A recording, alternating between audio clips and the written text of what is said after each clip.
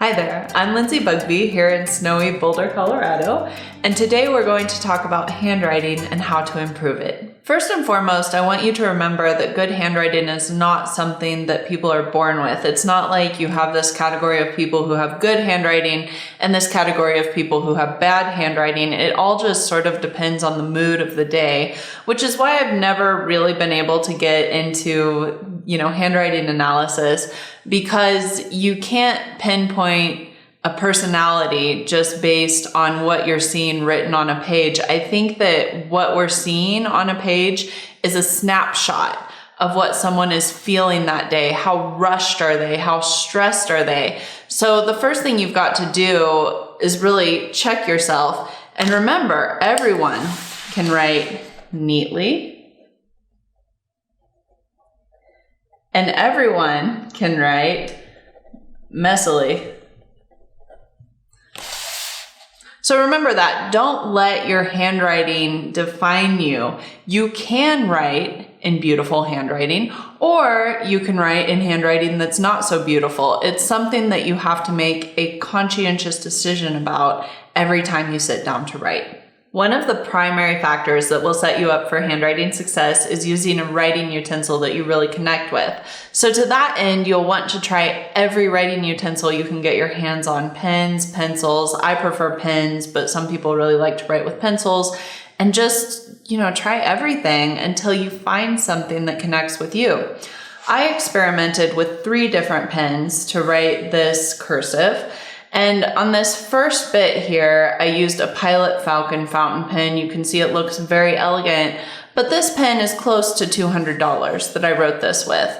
So then I tried writing with a Muji pen, this little guy right here, which is about, let's say, $5. It has a 0.38 millimeter tip, and you can see that this cursive is nearly identical to the cursive above it. So these two look very elegant to me. And then this line right here, I wrote using a Pilot G205 pen. I like this pen because it's very smooth when it writes, but you can see that the stroke is a little heavier. So experiment and then think about what looks best with the handwriting that you tend to gravitate towards. So for me, I really like that thin stroke. I feel like, for example, this letter looks very elegant because the stroke is so fine. I used a fountain pen to write this, but it would look similar if I used a Muji pen. So that's what I tend to gravitate towards, are pens that have a really nice, delicate stroke.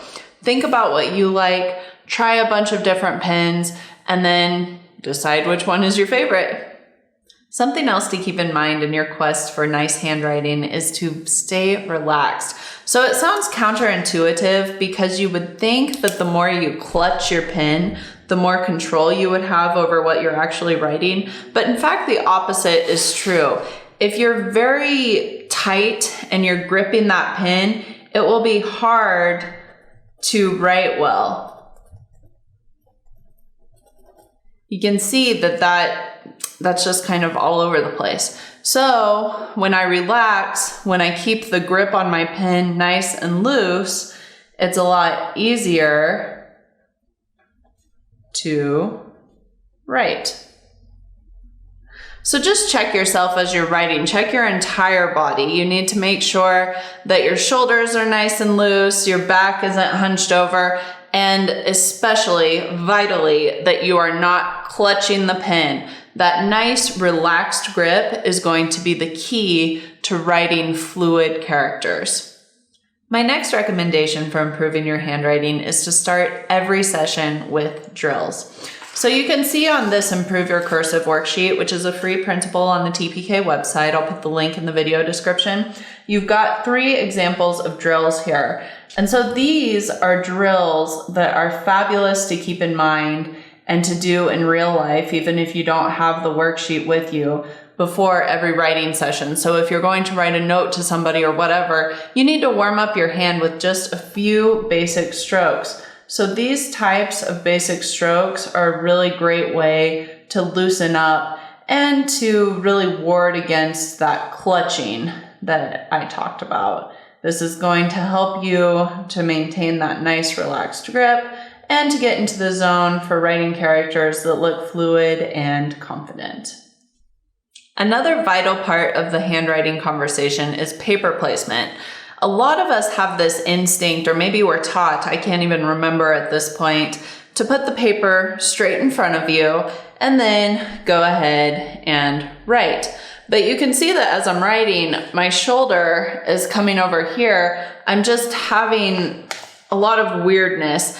And so what I would recommend is rotating the page to really achieve that comfort level.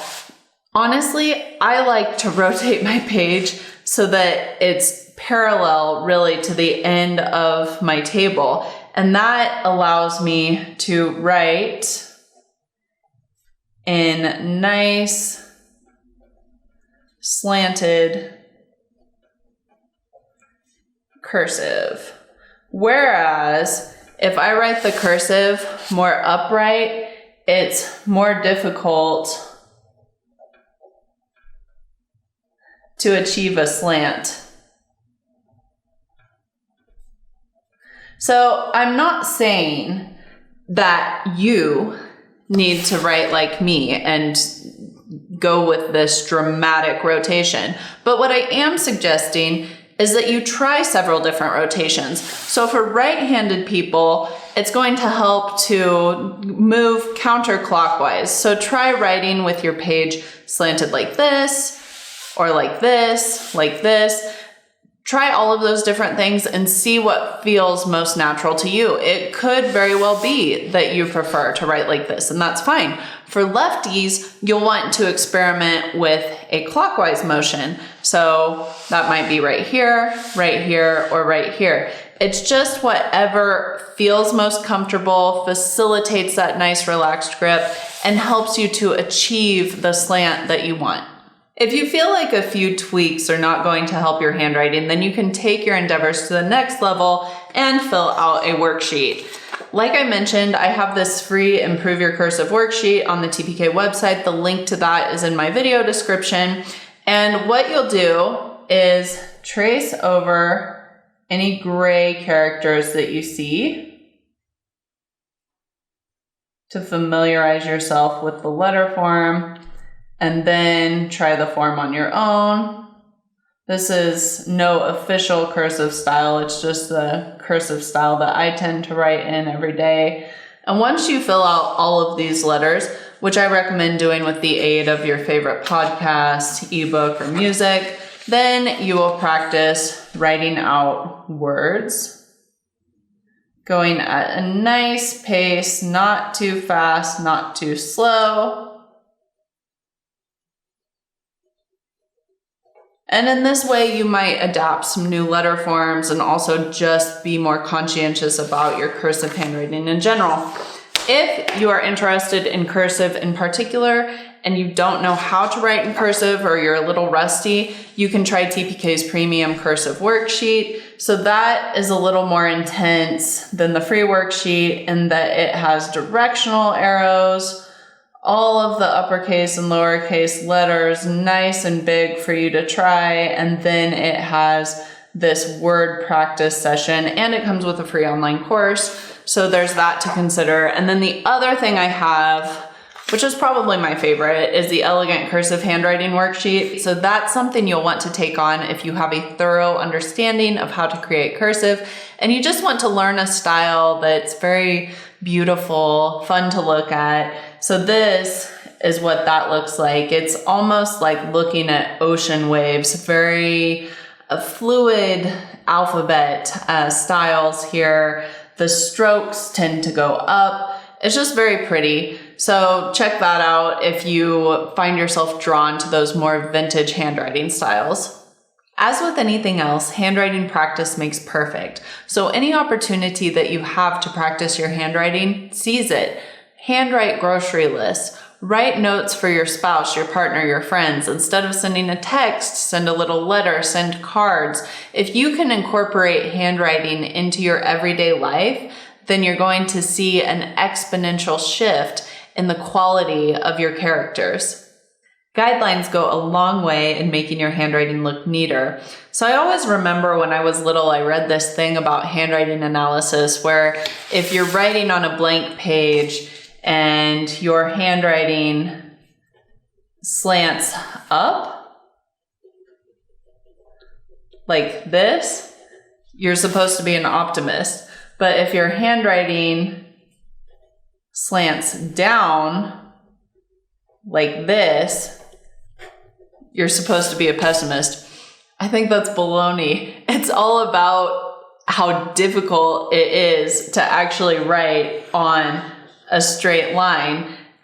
Very, very few of us can actually do that without any sort of guide. So if it's appropriate, I would recommend using lined paper. Now you're probably thinking, well, what if I want to write in a card that's not lined? What do I do then? A lot of times what I will do in that case is I have a light box.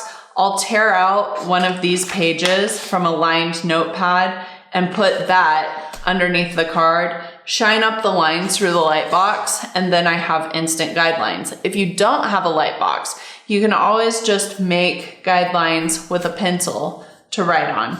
But those guides are going to go a long way in ensuring that you write on a straight guideline. The last two things that I want you to keep in mind are pace and personal style. Pace is going to be one of those Goldilocks things. You're just going to have to find what's right for you.